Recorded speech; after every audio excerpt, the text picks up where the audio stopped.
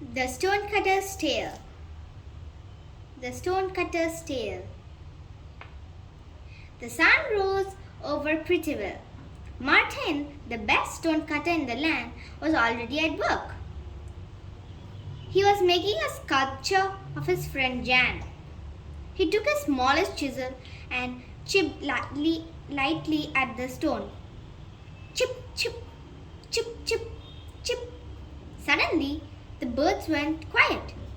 There was the sound of marching footsteps and clanking weapons. Two soldiers stopped in front of Martin's house. One of them shouted, "Hey, Stonecutter, come with us. We have orders to take you to our Lord, Archibald Gold." At the castle, Lord Gold told Martin, "I want you to build the tallest and most beautiful tower ever seen. A tower that will tower over the land and touch the clouds." Martin said, "A tower?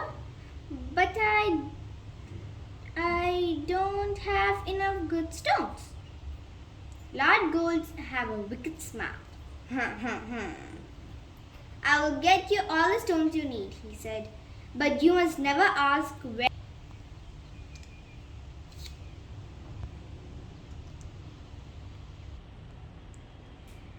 "I will get you all the stones you need," he said, "but you must never ask where they came from, and you must not leave the castle until the work is finished. You accept now or get out of my sight forever." Martin could not believe his ears. But this was a chance to show what he could do. He was, after all, the best stonecutter in the land. "I accept," said Martin. He went to fetch his tools and to tell Jan the news. She asked him in a shaky voice, "Will you be gone long?" "As long as it takes to build." "The biggest tower ever seen," said Martin excitedly. Jan looked away and said nothing. Martin added, "I don't want to leave you, Jan, but this tower will be my masterpiece. When I'm finished, I'll come back to the village and everything will be as it was before. You'll see." But Jan ran away in tears.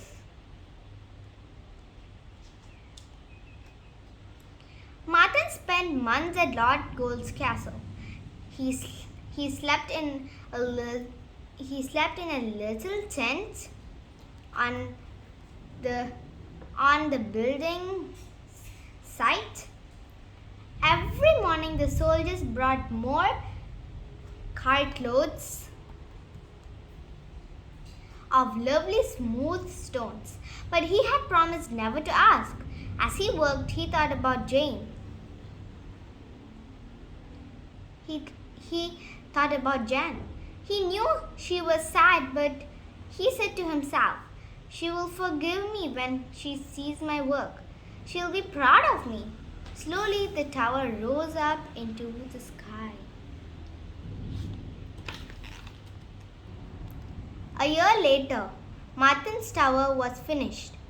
He looked out across the land and said, "I should be able to see Prettyville from up here." He stood on tiptoe and searched, but couldn't see anything. Prettyville had disappeared. Suddenly, Martin understood. The stones brought by the soldiers had come from his village. How horrible! Just then, Lord Gold appeared. He said, "Well done, Martin. This is the most beautiful tower in the land." Martin's mouth was dry. "But you stole the stones from the houses in my village." Lord Gold laughed. "Ha ha ha! It's your fault. You wanted good stones, Martin, and I got them for you. My soldiers had to chase the people out of your village so they could pull down their houses. The villagers all live in the forest. Martin ran away from the castle feeling terrible.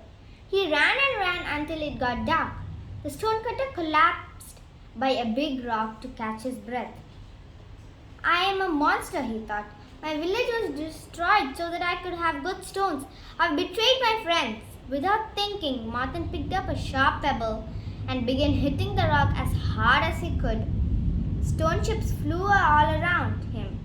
Martin was in a rage and he wasn't thinking properly. All night, the sound of the stone hitting the rock, tick, tick, tick, tick, rang out through the forest. At dawn, Martin stopped. His hands were cut and bruised.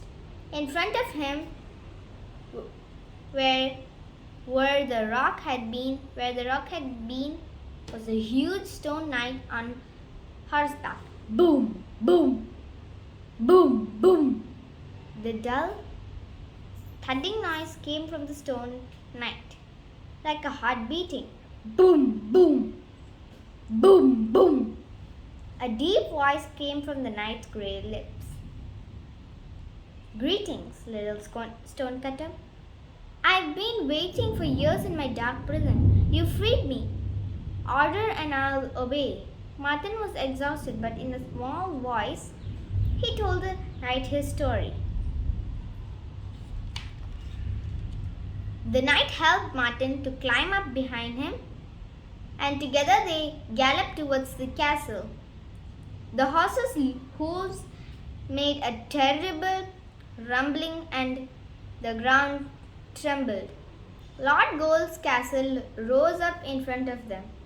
The tall tower shone in the morning sun. Martin could see Lord Gold waving his arms and shouting orders to his soldiers. That tower brought misery to the people in my village, said Martin. It must be destroyed. The stone knight destroyed the walls with his sword. He took no notice of the arrows raining down on him. Martin sheltered under his friend's shield. In a few minutes, the highest and most beautiful tower in the land crumbled in a cloud of dust.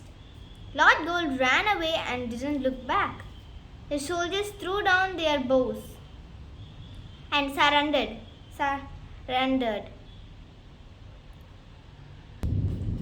Martin said, Stone Knight, we have one more thing to do. Martin and the Stone Knight went into the forest to find the people of Prettyville. Lord Gold's soldiers rebuilt the village houses with stones from the tower. Life returned to normal in the village. Martin and Jan were friends again. Martin put his hands around Jan. Forgive me, I didn't think it through.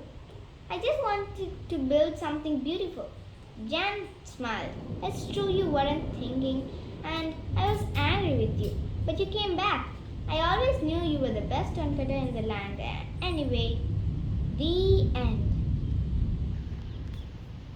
Thank you.